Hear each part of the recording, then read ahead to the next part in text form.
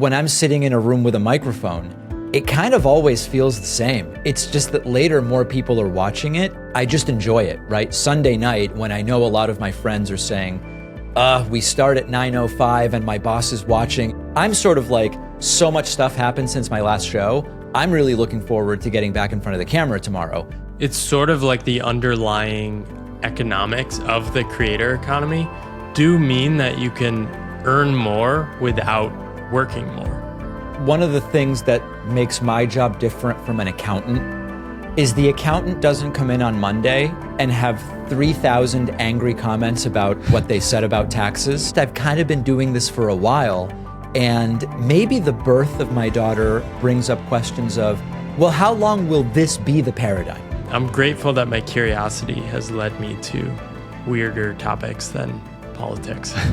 You know, my mom wants to talk about that thing that happened in politics, and I'm like, Mom, I do this every day. Let's please talk about something else. So I'm not about to end the David Pakman Show or anything like that.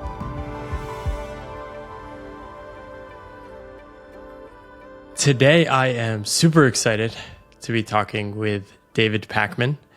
He is in the political space, and we're going to talk about some of the challenges of working in that space, but also we're going to explore his relationship with work. He has a big YouTube channel and has been hosting his own show for a very long time. I think since college, right? Or even before college? Yeah, started during undergrad and then continued through grad school. Amazing. Yeah. And he sort of found his thing early, which I think is really fascinating.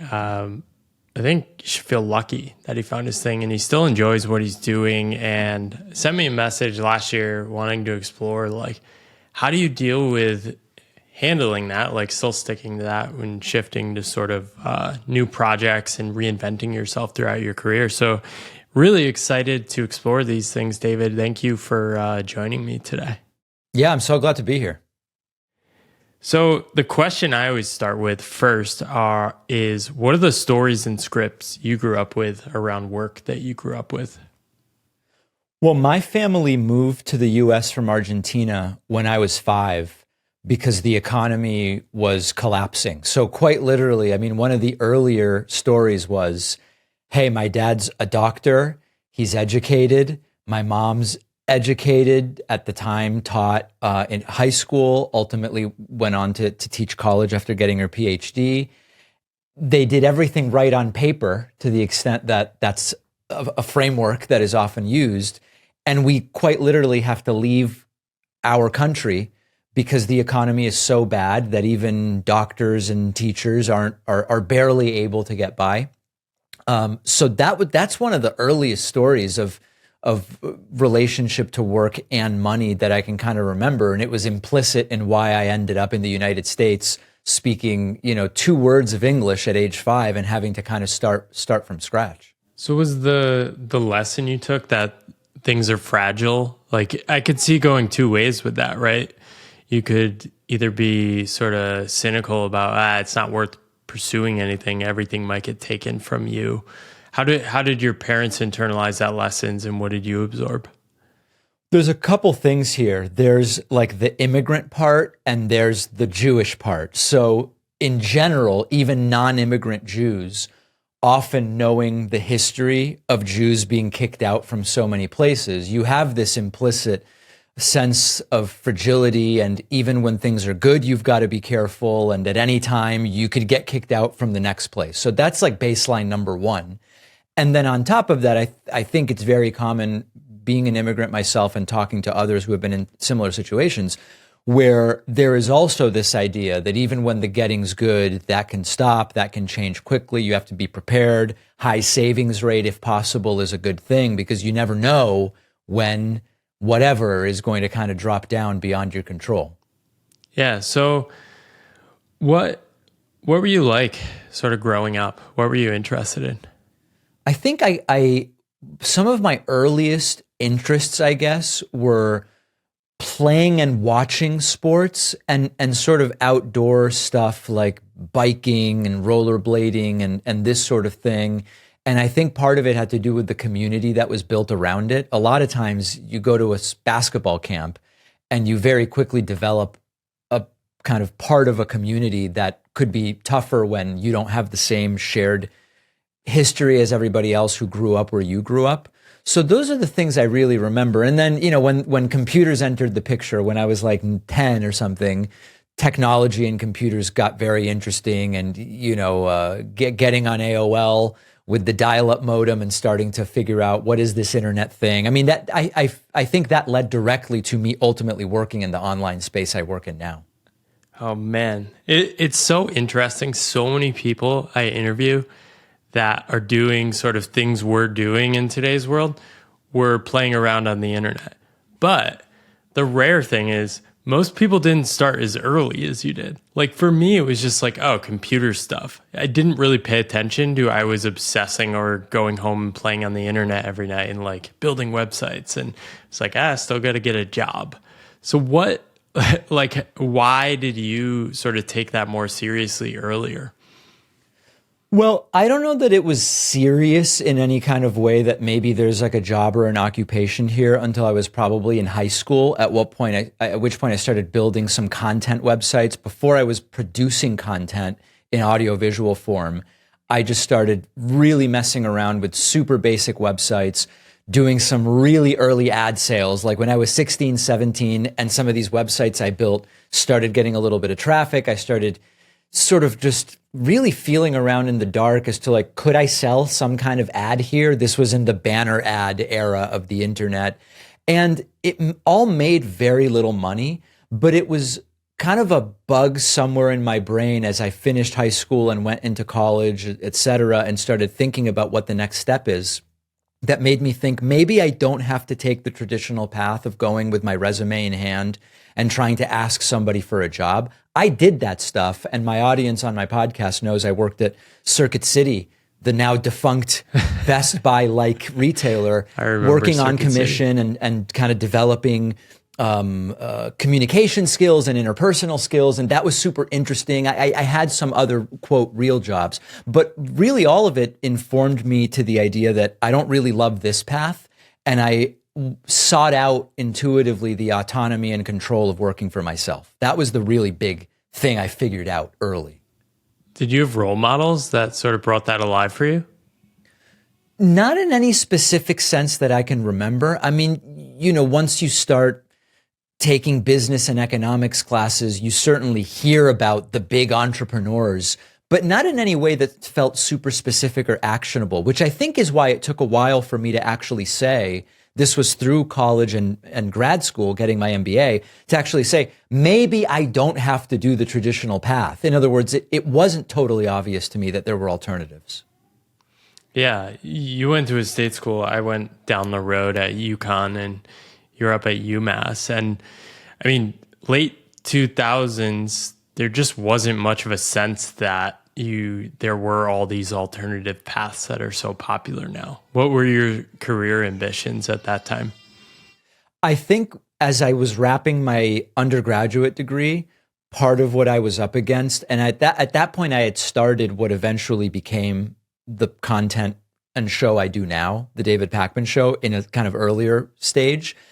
As I was doing it and it was making $0, not very little, but it was making $0 initially, and I was a junior and then eventually a senior at UMass, I didn't really have a vision for exactly what I wanted to do, and I ended up getting my MBA right away, which had its pros and cons. Going directly from undergrad into MBA has its pros and cons. A lot of cons, which we can talk about, but part of it was I don't really know what else to do right now.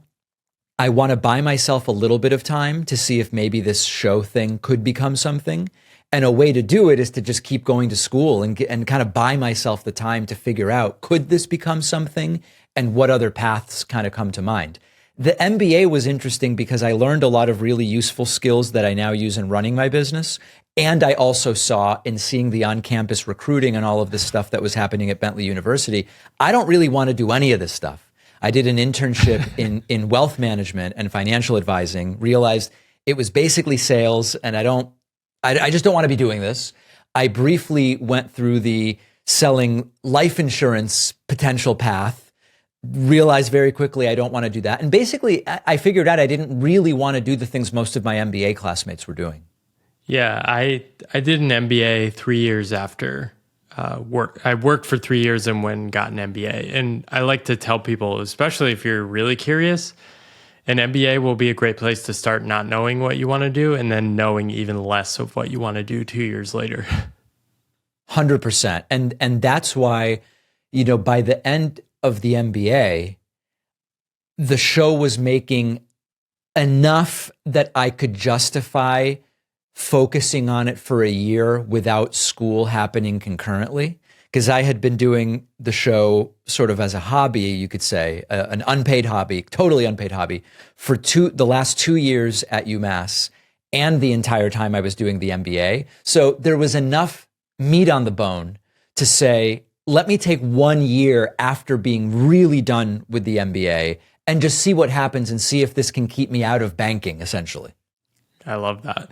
I went back and watched your first video, and I think the most interesting thing of this, I've watched other people's first videos, and usually the first videos are bad, but yours, like, the video quality is not perfect, but it's pretty impressive. Like, you had clearly had tons of reps at that point. You had like very advanced audio equipment. You're like mixing in Deval Patrick's voice on your own. So there's two things about that. The first videos are 3.5 years into the show, because the first 3.5 years, it was audio only. So it wasn't the first time I was talking on a microphone. I think that that's a kind of a relevant thing.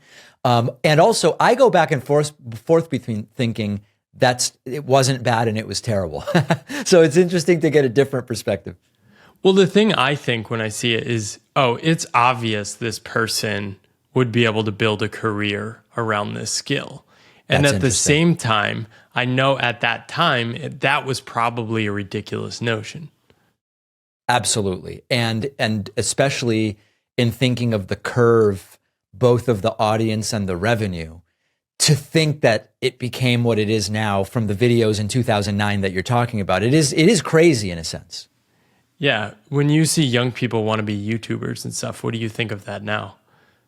Well, there's two thoughts I have. One is I think I benefited greatly from timing and the fact that I started doing politics on YouTube when there weren't that many people doing it. Or to put it a different way, there were a bunch of people dabbling in it, but nobody really was in even the 6-figure subscribers, never mind 7 figures. So I think the timing was really useful to me. I think if I were to start over right now, there would be significantly more competition. So that's one thing. But when people, young wannabe YouTubers or early nascent YouTubers, come to me all the time and want advice, and I basically always give them the same advice and they almost never follow it, which is you need to commit to the content creation and you need to stick with it for a while. There are overnight successes on YouTube, but it's actually less common. More common is you really build it over time. Even somebody like Mr. Beast, who is wildly successful, he has talked about how at this point, I don't know how old he is, he must be close to 30. He's been on YouTube essentially half of his life or 15 years or something like that. And on a percentage basis, this stuff is cumulative. So the advice I always give people who want to start now is the questions you're asking me about who should build your website, do you need an agent? None of this stuff matters right now. You've got to commit to the content and you have to really stick with it probably for years before it'll start accelerating, which is what I experienced. Yeah, I almost think it's more challenging to do these things now, even though it's easier to do them tools-wise. Even when I started writing online in 2017, there was no idea of like a creator. And so I just wrote because I like to write, and I had the mindset, you can't really make money writing, so I got to fund this. I actually like it. And along the way, I just got so many reps in. And it wasn't even until the 6th year of writing that I started to make real money from writing, which is crazy. But what you self-select for in actually practicing the creation is liking the creation, which it seems like you've always had. How have you protected that over the years? There are a couple different aspects to the protection of it. I think at the beginning, part of it was I worked with my little brother and one of my best friends. They were my original employees. And so it didn't really feel like work at the beginning. And I think that allows you to get some of the reps in that you're talking about in what feels like a low stakes, really enjoyable kind of situation. The other thing is that as the show has grown, what I'm doing really kind of changes. I mean, like the getting in front of the camera and talking about what's going on in the news doesn't change. But the production flow, the ancillary things that are going on around it, the team has changed. The offloading of all of the technical stuff to my team has happened over time. And that really allows me to focus in on the part that I think is the least teachable, right? Which is what's the crux of a story? How can I present this in an interesting way and create content that can be put on multiple platforms and generate views? The editing, it's very involved at this point, but there is a playbook for it, if that makes sense. And I think clearing out a lot of the stuff that's related to the hosting, but not the hosting, has really helped to keep focused on the part that's most enjoyable for me. Yeah, and what has been some of the challenges with that? I mean, I think when you're doing these things at first and you're not making money, you're sort of driven to sort of make it work or just keep going because you like it so much. And then now you are making money. I assume you're at the point where you're able to sort of sustain and meet your needs. How do you stay motivated now? Not that it was ever for interesting. Money. At the beginning, the financial aspect of it was not a motivator at all because it wasn't even really a concept that this could make money. So at the beginning, the finances didn't come into it at all. In the middle, when I said, I'm really going to try to do this in a serious way, I am now using this to avoid getting a quote real job. Now the money starts to take on a little bit of a different perspective when we now have studio rent and I have salaries to pay for people that aren't one of my childhood friends and my little brother. Then the money has a very particular type of importance. And then now that the show has been as successful as it is and the money is no longer a motivating factor, it's now again off the table as the thing that is how I make decisions about what to cover or how to organize my week or my day. So it's really changed over time. And so now I think the motivations it's really two things. I just enjoy it, right? Sunday night when I know a lot of my friends are saying, we start at 9:05 and my boss is watching if I'm not there at 9:10, and then at 10 and 11 and 12 I have meetings I don't want to be in. I'm sort of like, so much stuff happened since my last show. I'm really looking forward to getting back in front of the camera tomorrow. Hugely privileged and unique situation. That's so cool. For so many people. That's really good. The other side of it also is, what's the trajectory of this entire thing? I have a kid now. The financial aspect is no longer the motivator. What is the life cycle of what I'm doing? There are certainly people doing what I do who are much older than me, but what is the exit, especially when I am kind of the business in a sense? Yeah, and so I've seen people like Matt Diavella and Ali Abdal, who I've interviewed here before. They're sort of taking this, they've both scaled down their teams a bit, and they're just saying, we're just going to create what we want to make. And in politics, that is hard, right? If you're covering the current events, you can't really cover what people were covering 3 weeks ago today, right? How do you think about things like that and making trade-offs in terms of what might drive you creatively versus what is keeping the engine running? Yeah, it's just finding a balance, I think. You know, every day I'm talking about 6 to 10 things on my show. And at this point, it's like an automatic, intuitive process. But if I were to break it down into its component parts, it's sort of saying, of these 6 to 10 things I'm going to talk about, what's the balance between content that is likely to do well and keep everything kind of moving, and stuff that I am interested in talking about, and really just kind of finding a balance. And there's no doubt that I'm only talking about things that I want to talk about. But the reasons I may want to talk about them can be multiple. And you're constantly kind of threading the needle with content creation in that way. I don't know if it's 100% an answer to your question, but that's kind of how I think about the process. Yeah, when you see other YouTubers like that saying, I quit and take a break, do you have this urge to do that as well? You know, that's a really interesting thing. I daydream about what would my life be like if I did XYZ. What if I took a 3-month sabbatical? What would happen if I just said next Monday, this is the last show, the archives will stay up, and I'm kind of going to go do something else? The question always becomes, well, what is that other thing that I'm going to do? Is it anything? Is it just taking time off to figure it out for a little while? I daydream about stuff like that, but I don't know that it's out of a conscious or logical belief that I would do well with those things. It's just sort of like, I don't know what the path is for someone in my situation, because the career I've built was essentially created over the last 15 years as I and other people started to try this thing out.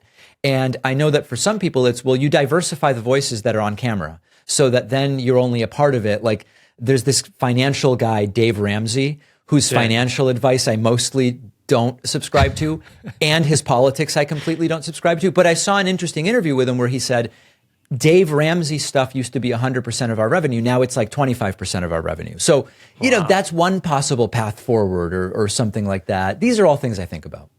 I mean, why couldn't you just stop posting videos for 3 months and say, I'm taking a 3-month break? I mean, that was a pretty normal thing to do in television. They'd have guest hosts and things like that. Is it just the nature of sort of what you're doing? I think it's a combination of anticipating that I would be super stressed during those 3 months about what's going to happen, how much of the audience might not come back, how many of my paid subscribers on my website might cancel in a rage. I think there's that fear because it's an unknown. It's not something I've done before. And also, you know, when I've explored some of this stuff with like executive coaches and even in like therapy type settings, I don't know that it's necessarily actually interesting to me. Like, I think I might end up extremely bored after 2 weeks of it, and kind of unsure what to do. What do you think would happen? I think probably the first 10 days would be really difficult and scary. Yeah. I would then fall into some kind of a routine with whatever else I'm doing for this period of time. And then after getting accustomed to that, that's the question mark. After that, I don't know what would happen. Yeah, it's interesting. I think I talk to a lot of people who take breaks and stuff, and there is this sort of, the initial period is painful. I talked to one person, Jacqueline, who took a structured 3-month sabbatical, and she said it took her 4 to 6 weeks to even get to like a base level of being able to think about what she wanted. And then like the crazy thing about these sabbaticals is they almost have like 99 to 100% approval rating. I talked to one person once and she said, it sucked. I stayed at home in West Virginia the whole time. My husband still worked and I didn't really do anything. She was like, it was terrible. I'm like, all right, good. Now I have counter evidence that it's not a perfect foolproof strategy. But people often discover creative hobbies that they didn't do as a kid.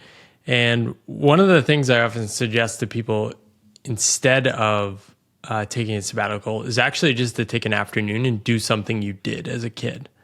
But I think the interesting thing is here, like you're sort of like already living your dream, which is almost like this whole new generation of workers. Like what happens when you already find your dream at like 20 years old? Right. That's a factor. And I know it's so cliche and privileged to say sometimes having tons of options is actually difficult. Whereas sometimes if your situation is more limited, either by a boss, a work schedule, or financial constraints, the fact that you have fewer choices, in a way, it's simpler. And I'm not saying I envy that. I recognize I'm in a far more privileged situation. But I think that some of the practical things you're bringing up are real questions. Like, for example, now that I have a baby, even if I'm on a sabbatical, my daughter still wakes up at 6:50 every morning. And is my partner working or is she taking time off? Because if she's working, and so what exactly are the lines of whatever break there would be that I put together? I think that's a real practical question. And how much valuable information would I get from it if some of that other stuff continues the way it is every day? Yeah. So, I mean, you must be reaching out to me for some reason. What do you remember why you reached out in the first place? Well, I read your book and found a lot of what you wrote about kind of the I don't know if I would call them motivations, but it's been a while since I read the book now, but I think I remember feeling that a lot of the things that went through your mind that led to the writing of the book and that are represented in the book were similar to things I were thinking about. And to be clear, like to people in my audience who will certainly listen to this interview, I'm not about to end the David Pakman Show or anything like that. So like, don't cancel your memberships or anything like that. But it's more I've been doing this for a while.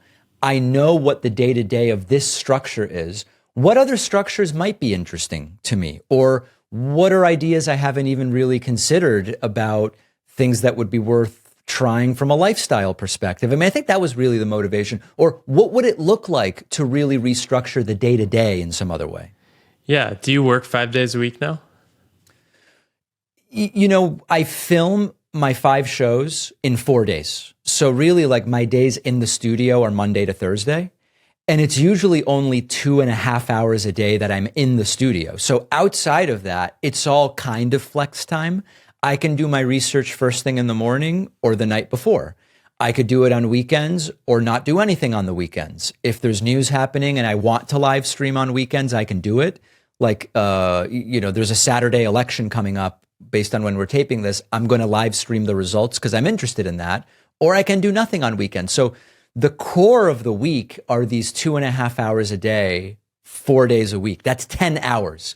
Everything else is sort of flex time. Yeah. Is some of the curiosity around just like you're sort of on a rhythm, right? You're paced around these fixed blocks. Is some of the curiosity around like what is the different like the way I think about it is like I've experienced so many different seasons. Like the pace of work I've been doing in the past 2 months is very different than it was 4 months ago because I was literally in a different country and wasn't working every day. Now I'm like doing a little more structured and it changes a lot. I also get a lot less done than you. So yeah, I mean, there's all these trade-offs. My job doesn't have as much seasonality. I'd say the seasonality is the election years are bigger years. Yeah. So like those are the years in which we have the most growth for sure. The interesting kind of dabbling in seasonality I recently had is I signed a contract to do a nonfiction book and I had 9 months to write the book and I wrote it in 4 because I said, I think I can just get up and do 45 minutes 4 times a week. And if I really commit to it and do 1,000 words, I think I can get this thing done in 4 months. And so I did that. And it was interesting because when I finished, we're in the editing. Impressive, by the way. We're in the editing phase now. So I'm going to go back to that because now we're going to have 7 weeks to finish the edits and it's going to be another sprint. But what was interesting was it wasn't as difficult to add the writing time as I thought it would be. And then when it ended, I didn't feel like I had that much less work. It was like there was this dynamic adjustment both to adding it and to it going away where it kind of all felt the same when I was writing and when I wasn't. It's a weird thing. Is there some factor of creative energy in how it feeds into what you do? Probably so. I mean, I think, for example, if I think back now having a baby to the end of 2020 and the beginning of 2021, when things were crazy, this is when, Trump lost by any definition that I associate with losing and then said that he won. And there were months of, it was 4 or 5 live streams a week in addition to all the normal stuff I was doing. Thinking about how would I even do that right now with a baby, it sort of seems impossible because it sounds like so much. But it was so interesting what was going on and concerning as well, right? It's not just about, I'm a bystander saying, look at how entertaining this is, that you just kind of adjust. And I was doing the work because it was such an unprecedented situation worthy of discussion. Yeah. How has having a kid changed perspective on things? If anything, I think that people always ask me that, and it's like, oh, what was the moment? How was the big shift? And like, for me, it's definitely been a bit more gradual. It's been super gradual. I didn't have, sometimes you hear stories from parents about the moment I saw my daughter for the first time, everything instantly changed. Do you think that's real? Like some people say that, and I see friends. Nobody has said it to me in person, but they've said it on Facebook. That was not my experience. My experience was, wow, the last 72 hours have been crazy. I have some personal things now I've got to get done. Oh, that felt just like before, even though I know there's this baby now. Right. And then so slowly it's very similar. getting back to work, the work felt very similar once, but I feel there's a lot of transitions from, okay, I'm up at 6:30 to get my 45 minutes of writing. Now it's 7:15 and it's 2 hours of figuring out breakfast and what does a 20-month-old want to eat. Now I'm going up to my studio. So there's a lot of these kind of like mental transitions. That's cool. So you've been able to build things around spending time with your girl, boy in the morning? Daughter, yeah. Daughter in the morning. Yeah, and really throughout the day. I mean, I have a lot of natural breaks in my day. And so an example of a practical change would be I would usually get all of my prep done for my next show around 2 p.m. But now I'm hanging out with my daughter during some of the afternoon and pushing a lot of that stuff to 8 p.m. when she's asleep. So a lot of these things are just kind of dynamic adjustments. That's cool. It sounds like things are pretty good. In a lot of ways they are, yeah. And so that's another one of these things where a lot of times when I will talk to other people who are struggling in a sense, there's a very specific thing to be fixed. Either they're having a coworker problem or a motivation problem or a scheduling problem or a financial problem. I don't really have those things. It's just I've kind of been doing this for a while. And maybe the birth of my daughter brings up questions of, well, how long will this be the paradigm? Yeah, interesting. Yeah, and so you've said it a couple times, and it sounds like you have these scripts of like, I need to keep doing these things to keep earning the money. And you said before, if I stop doing, who knows how many people get mad at me or unsubscribe and all these things. By the way, like, I feel like if you're listening to this and you're a fan of David, it'd probably be interesting to just like let him know how you would feel if he took like a day off. Like, right. Well, days off I do pretty regularly, and the reaction is actually mixed in the sense of, oh, interesting. Some people go, "Why are you off today?" And we explain, it's Labor Day. It's a federal holiday. That's why we're off today, you know? You get holidays. And then other people, you know, for example, when I, over the summer, we went to Spain for 2 weeks.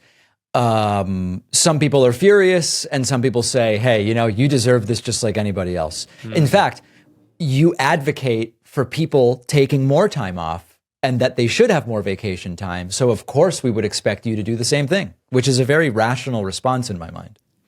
Yeah, early on, I had this thing I wrote in my newsletter, which was I write this newsletter most weeks and I take weeks off. Now, I've never gotten any negative comments, but I think a show is probably different because people are sort of like used to expecting things at certain times. It's sort of like how we used to treat TV. But right. Yeah, that's interesting. I don't know how I would deal with that, but yeah. One of the interesting things that maybe you were getting to is the sort of like, imagine half of my members cancel if I say I'm going to take 3 months off, and during the 3 months, YouTube, Facebook, and all revenue is down 80%. And then I come back and slowly rebuild the membership, and the YouTube revenue and all of it mostly comes back, but not all the way. At this point, it really makes no difference in terms of the financial stability. I save most of the money I earn already, and so I could take a huge pay cut and change nothing about my lifestyle. Well, you'd also be getting rid of the subscribers that don't want you to take a vacation. That's true. That's true. Do you really think it would go 80% though? Like, where does that story come from? Well, I think that story comes from some of the analytics about how, I don't have the numbers in front of me, but like on YouTube, I think it's something like 85% of the revenue comes from videos that are under a month old. Yeah, so that's probably so if there's no new stuff for 3 months. Now, here's the thing. I could just hire guest hosts for the 3 months. Yeah. And that wouldn't be a perfect solution because a lot of my audience doesn't like my guest hosts, but it dampens all of these effects that we're talking about. Yeah. Are there any models you've seen that are inspiring, maybe even from like sports or other areas that do this well with channels? I think the models are way bigger than my team is. I mean, it's me plus 3 full-timers and then some contractors or, service providers on a part-time basis. Groups like, the Young Turks, which at last check had between 70 and 90 employees, they are built out in a way where there's multiple shows, there's backup hosts for every show, backup producers, but I don't want that overhead, and I'm not interested in building something that big. Yeah, I'm curious how you started so long ago. I saw Jon Stewart came back to host The Daily Show, I think 9 years off he took. And it seems in that time, like the whole world of politics has shifted. And you've probably seen this shift. Like people are just angrier. It's more of their identity. And it sort of feels like politics more has like teams now. It sort of feels like sports when I was younger, like Yankees versus Red Sox. It's like you're sort of rooting for your team. You seem to handle it pretty well, but what's the effect of that? Well, I've said before, one of the things that makes my job different from an accountant is the accountant doesn't come in on Monday and have 3,000 angry comments about what they said about taxes. Half of which are anti-Semitic, 100 which have violent threats. You know what I mean? So there's definitely a difference. Now, there's two sides to this. One is I've gotten so accustomed to it that I don't feel like I'm thinking about it very much day to day. The counterpoint would be, well, I may have just internalized so much of this stuff because it's so common that it is affecting me, but just not in a way that I'm consciously aware of. I think that's an interesting question, but there's definitely a toxicity to the political space that I think the one thing I can say I've done over time, early when you do this, you're looking at every YouTube comment. You're responding to a lot of YouTube comments to get people to come back and watch the video again while they write something back. That is impossible to maintain at scale. I mean, we get 300,000 YouTube comments a month. So I've stopped looking at them altogether. I mean, I just don't look at them. My team sorts through. It would take a year to do. Exactly. It would take a year. So I do think that separating myself from some of that stuff and trying to reduce the noise and increase the signal by looking at thoughtful emails that people take time to actually write to me, I think that's part of maintaining some of that balance. Yeah, and how do you balance the public recognition part? I know Tim Ferriss has been talking about this, and one of his things he was talking about in a podcast recently was, I don't know if I want to do YouTube because that would mean more people would recognize me. And he's already dealt with some scary situations with followers, but how do you think about that? I heard that. I think that was when in his interview with Cal Newport, right? Yeah. Or maybe it was the one before. Yeah. I'm getting recognized a lot. And what was interesting was there was this huge period during the pandemic where everybody was just home and my show exploded during that time. And so before the pandemic, I would go out and get recognized like once every 10 or 14 days. Then I was just home for this long period of time. The show grew in a way that I didn't notice because I was just home. And now, I mean, if I go to a coffee shop, I'm usually recognized once or twice just sitting there trying to read or do my work. And it's all delightful. 95% of the interactions are great, except I know half of the people who watch my content vehemently disagree. And so you do worry a little bit about, is this person coming up to me for what reason? Why is this person coming up to me? What is that? I don't understand this. I only consume stuff I like. Why do people consume stuff they dislike? I don't know. I mean, listen, I consume content of people I disagree with. So I'll give you an example. Thomas Sowell is a right-wing economist. And I don't agree with everything he says, but I want to understand what are the arguments, but I would never be compelled to write to him, right? And to say, I think you're a terrible person because you're advocating cutting taxes on the rich, or it's just, oh, that's a perspective. Okay. So I do. One of the things I've adopted is when I think about someone who says, I just saw what David Pakman said, I think it's terrible. I'm going to write horrible insults to him on the internet despite never having met him. I realize that person must have some really tough stuff going on in their life. I have like radical empathy where you must be really struggling to lash out in these ways that border on violent to people you've never even met in person. That doesn't mean they might not try to show up and harm me, but my perspective is that's really indicative of a struggle that a lot of people are having, because it would never occur to me to behave in that way. I think a lot of people are struggling, and that's why they're writing to people that they've never met on the internet and saying such horrible, disgusting things.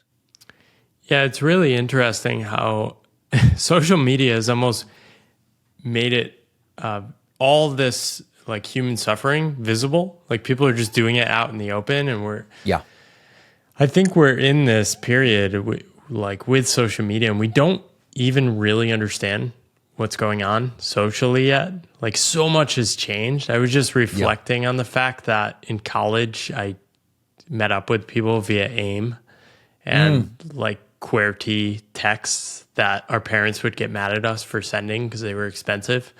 But now everything is so smooth and there's so much information. I don't even know how to really think about it. I agree. And I was thinking back with some colleagues who host other shows where 10 years ago, we would sometimes do a meetup. If we were all going to be at the same conference, we would just announce on our shows, hey, at 5, we're all going to be at in the bar area of this restaurant. Just show up, sort of thing. None of us would dare do that right now. And if we did, we would absolutely say we need some kind of security presence. We probably, depending on what state it's in and how common, firearms are, and what the laws are, we probably want metal detectors. I mean, it's just, the entire landscape has completely changed. That's got to have some effect. But sure. I mean, I don't look to do those sorts of events anymore. Yeah. That's one change. Yeah. Just knowing that, man, yeah, it's I'm grateful that my curiosity has led me to weirder topics than politics. Well, I wonder with someone like Tim Ferriss, because he's talked about how he's had some scary stuff. Who would he be worried about who would show up if he were to say, hey, I'm going to be at such and such place in, Seoul, Korea, or wherever it is that he is, just kind of show up. I wonder whether his concerns would be different than mine. Yeah, it doesn't seem like he really does events anymore, but it's like something that's hard to figure out because, if you map out the trajectory, you have 2 million followers on YouTube now. If you keep going for another 10 years, like you may have 100 million followers. Is that kind of scary? I don't think my trajectory. I don't think that's the. So that's a really interesting. So you'll definitely take a sabbatical before 10 years.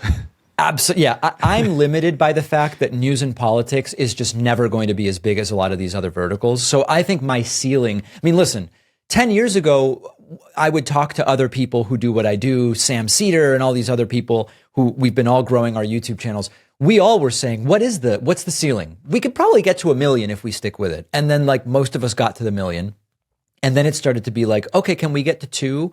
And for now, 3 of us on the left have gotten to 2 million. It's Brian Tyler Cohen and the Young Turks and me. So now we're all again kind of what is the ceiling of this thing? The Young Turks again is way bigger. I think they're at 5 million, but they have 70 to 90 employees. So it's sort of like a different scale. So I don't know what the ceiling is. I'm pretty sure it's not 100 million. Yeah, talk to me about those people and the impact they've had. Your friends, it sounds like you have a group of you that have been doing this for a long time. How has that been beneficial for your journey? Well, it's been interesting because a lot of us face the same stuff, although not necessarily at the exact same time. So okay, now I am having some security concerns. Okay, so now let's have that conversation. Or I am now at the point where I can't do the editing myself. It's just there's too many platforms I'm posting my content on. How do I transition into having employees? Or how can you have people you trust to give the keys to your social media? So I think that's super useful. Also, everybody kind of is doing their own thing. So I don't know that I have that much audience overlap with any one other creator. I think right now with Brian Tyler Cohen, he and I may have more overlap audience wise than I do with anybody else. But we also kind of all have our distinct niches. And that's also kind of interesting because the audiences really can be quite different. Who do you look to for inspiration now? Do you have path role models? You know, I need some. I think I need to find some. No, I really don't. I think that the answer would be, are there people that I think are, so I read a ton of different stuff. And so if you said to me, who do I think is writing interesting stuff about X topic? I probably have some answers, but really in terms of a role model for what the next 5 to 10 years of my career look like, not really. I mean, I think, Cenk from the Young Turks is in an interesting position because he's older than me and he's built his thing up in a very particular way. So you could say that might be it, but I know I don't want to do that. He's working an insane amount and I have to, 16, 18-hour days. That's not appealing to me. So it's sort of like an anti-role model and like, I know what that path looks like, not appealing to me. Yeah, I sort of resonate with what you're saying. I'm 7 years into my path and I'm looking ahead and there's not a lot of people I want to follow. Like if you control for having a happy marriage, not working a lot and having a kid, it eliminates like 90% of the people. Right. And so it's, and I wonder if I almost feel like I might have a similar feeling to you in the sense that it's not that I don't like my path. It's that I need to be challenged to bring up those like unknown unknowns. It's like, what am I not thinking about? And especially given my past path, like it was pretty clear I hated that at the end, but how do I know if I'm like 15% discontent with what I'm doing now, right? Because I don't really have models or people to map that against. And it's an interesting thing to think about. Yeah, I think you're getting at that. That's resonating a lot. This idea that what am I comparing? So, okay, what I'm doing is quite satisfying.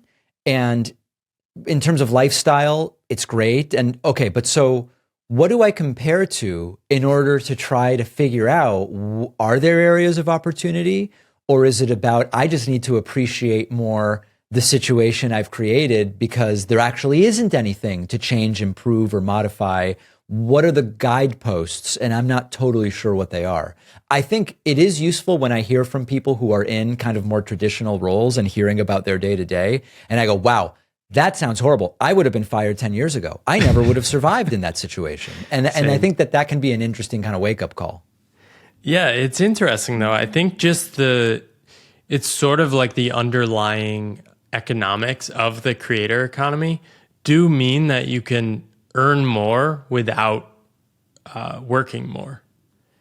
And so I've talked to a few creators that sort of hit this exponential curve earnings wise, and they're not doing anything different.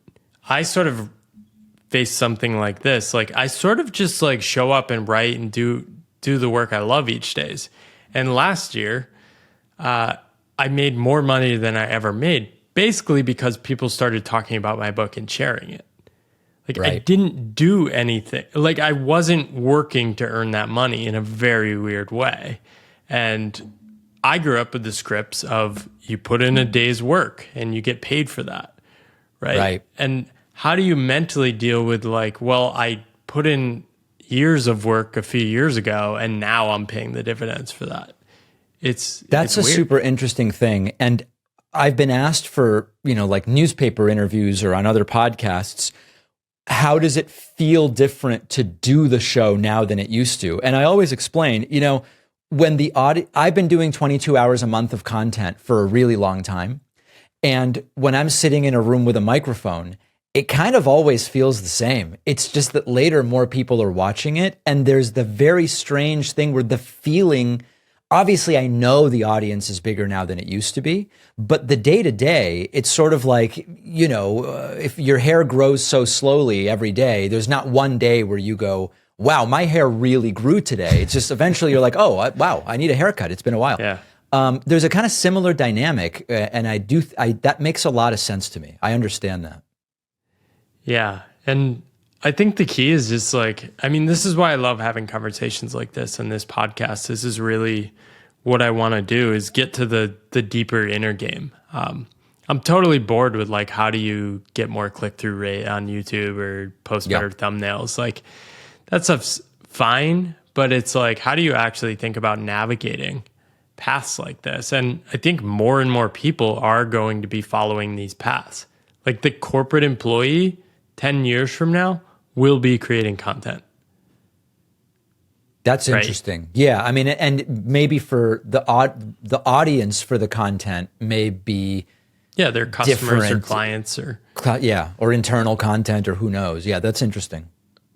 But yeah. And so what do you have, like, you're writing the book, you're putting that out. Do you have other creative projects that you've always said, oh, one day I want to try this or experiment with that? You know, a bunch of them I've tried. So one was, I want to do a show in Spanish, and I did that during the 2020 election for the Estrella Network, and it was like a 13-week thing. And it was interesting, but I realized in doing it, number one, I've been away from Spanish political discussion because I moved to the US when I was 5. It is more of a challenge linguistically to do it than I thought it would be, even though I talk to my parents and my daughter and family and so many people exclusively in Spanish. All of a sudden saying, now I'm on TV in Spanish, it was different. To go back to it would be an interesting challenge to see if I could get as comfortable talking news and politics in Spanish as I am in English. But I ultimately decided it's kind of really a distraction from my bread and butter, which is I'm really known in an English-speaking context, and that's where I really want to focus, actually. I think I'm spreading myself too thin by trying to do English and Spanish, so I tried it. The book is something I've been wanting to do for a while. I still have to finish it and then do all the publicity and see how it sells, and then maybe look at whether I want to do a second book. So that's interesting to me because it's a new space. What's been really not difficult, but a challenge to get accustomed to with the book space is it moves so slowly. This is why I self-published. And the conversations, and I've self-published 2 and soon through a 3rd children's book. And what I love about that is it's my timeline. It's my timeline. And the conversations with the publisher about, we might be able to get this printed for March 2025. But it might be August 2025. This was like a year ago, where I'm thinking a project for me is 3 months, Yeah. So that's been interesting. It's been an interesting learning experience. But so, I think that's a project. But beyond that, I'm just doing my show essentially. Do you think we'll have a YouTube president by 25 years from now? Probably. Yeah. It's interesting, right? Like, I don't know a YouTuber, but certainly someone who becomes known through online video platforms. Yeah, it just seems like YouTube is just so influential. Like, you talk to anyone under 30 and like, how do you learn YouTube? Talk to anyone like who's learning anything. It's YouTube. It's pretty wild. It really is. And I think also the demographics that I'm finding are very interesting. Like, my audience on YouTube is way younger than my audience on TikTok, which I would not have assumed because YouTube's been around a long time. TikTok is associated with younger people, but my audience on TikTok is overwhelmingly 55 plus. That's super interesting. What does that mean about the future of these platforms and the content I'm creating? Yeah, I think that's an interesting thing. If you do hang out with people that are 55 plus, increasingly, a lot of them are spending a lot of time in their phones, which is sort of sad. Yeah, I mean, what's like the average age of the YouTube audience? YouTube, I think our core is like 25 to 55. Okay, yeah. Yeah. So it's like right in the middle. Yeah. Got it. Fantastic. What are some inspiring people you're following lately, inspiring people, content writers, things that you're looking for inspiration? It's really all outside of the political space. One of the things that I get so much in the way of politics from doing my show that I don't even talk. You know, my mom wants to talk about that thing that happened in politics. And I'm like, Mom, I do this every day. Let's please talk about something else. Yeah. So one of the things is with my reading, I don't read any political memoirs or any of this stuff. So for me, it's not so much about inspiration, but it's about thinking about the world in ways that aren't through a news and politics lens. So this is everything from, you know, right now I'm reading Proust's In Search for Lost Time with companion material and just totally taking myself out of the space that I inhabit work-wise. And I'm reading Selwyn Rabb's history of the Italian mob in New York, you know, the 700-page book. It's super interesting. It's reading books about failed Everest climbs and really just digging into other spaces. And to me, the inspiration is less about the people, but more about paradigms that are completely different from what I'm stuck in day to day, the partisan bickering and that sort of thing. That's where I'm kind of drawing inspiration from, things that are outside the political fray. That makes a lot of sense. I forget who said it. I think Kevin Kelly said, to be interesting, you have to remain interested. I could be quoting him, but yeah, I mean, a lot of the stuff, I stop reading anything if it's not interesting, and I'm always trying to look outside of my space. I read a lot about work for a couple of years, but now I'm reading like random fiction. Yeah, you know what, a really interesting thing is there was a period in my life, which maybe happens to everybody who is a kind of entrepreneurial in some sense, where you go through the full slate of the, you know, Yep. the Peter Drucker and 7 Habits. And, you know, there's 50 books, right? Read them in my 20s, all the personal finance books that are out there. I recently have picked up a couple of books in that space, and I won't say which ones because they're not bad books. It's just I realized I'm beyond the genre right now where I am in my life. I'm like looking for something different. Yeah, you sort of graduate past them, right? Yes.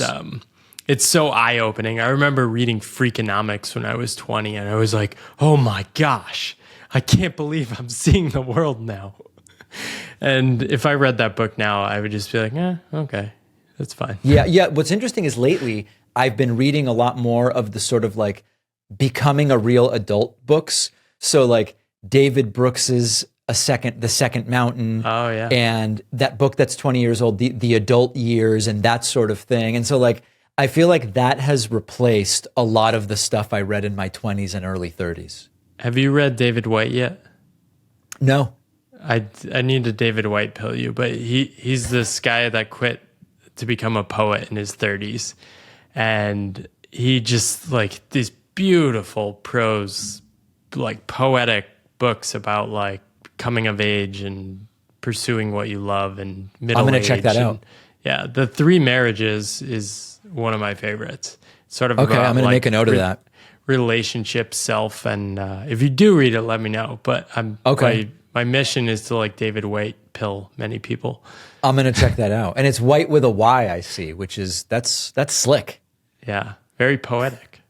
Yeah, it really is. Beautiful. Anywhere you want to send people?